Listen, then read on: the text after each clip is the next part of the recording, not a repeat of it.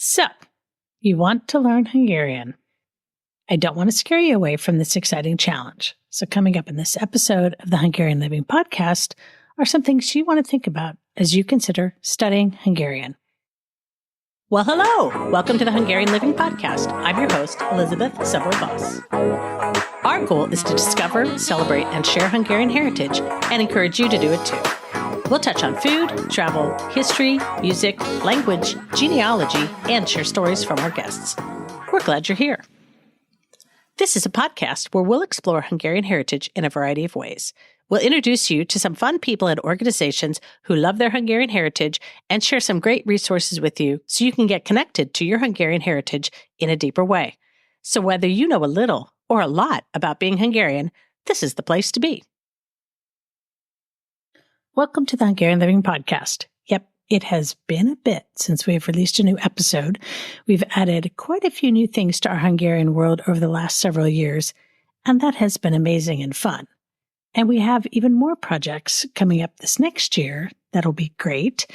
And so we're excited, and we're also trying to figure out a way to balance it all. So that's our story.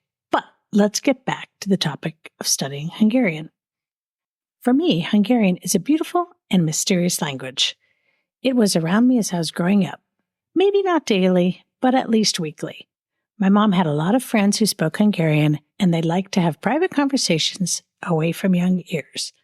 I was busy playing and doing my own thing, so it never really offended me. But I picked up a few things along the way. Having the language in my brain from such a young age has been very beneficial. I caught some pronunciation, and I think the familiarity of the sounds of Hungarian have helped me not be quite as intimidated by the sounds the letters make. Some people hear Hungarian and they have a sense of trepidation. I think my feelings toward it are very warm, and I approach my learning with a sense of wonder and curiosity. I have been learning Hungarian at a snail's pace over the last 12 years, but that's okay. I don't have full time to devote to this project. I have little snippets of time, and little snippets of time add up. And I have to find the ways that work best for me. And if you are learning Hungarian, you know exactly what I mean. So, what is the point of studying Hungarian? Or why do you want to study Hungarian?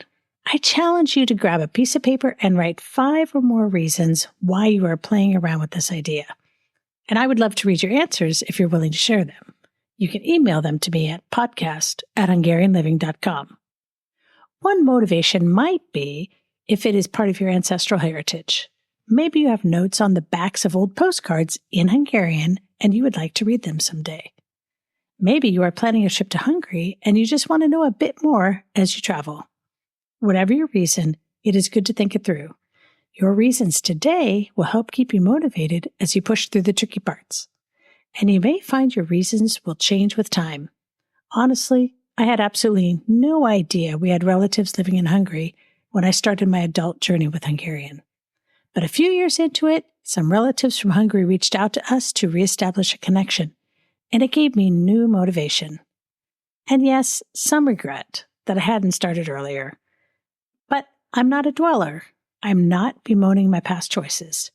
I'm moving forward with my language skills, and it is fun. Learning Hungarian takes time. For me, 10 to 15 minutes each day is better than a 75-minute power session once a week. So I do some things to keep Hungarian fresh in my mind each day, and then I have a 60-minute class at least once a week.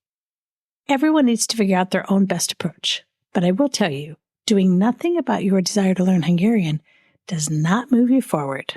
But, of course, you know that. If you want to study Hungarian, you are in luck. We have a new online beginner class starting on Tuesday, January 23rd, and it will meet from 6 to 7 p.m. Eastern Time. We'd love to have you join us. And if you have been studying Hungarian for a while and aren't exactly sure where you might fit, send me an email at liz@hungarianliving.com and let's see if we have a regular class that might be a good place for you to be. Or maybe you want to join one of our speaking or listening classes where you can hone in on some techniques.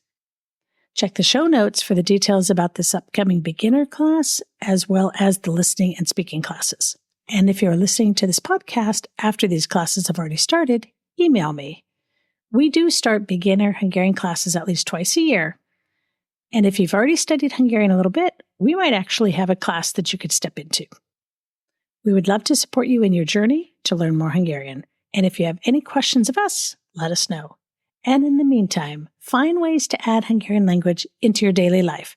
The more you surround yourself with the language, the more it will stick in your brain. If you're looking for more tips and tricks for studying Hungarian, check out episodes 17, 38, 58, 59, 60, 61, 62, 63, 64.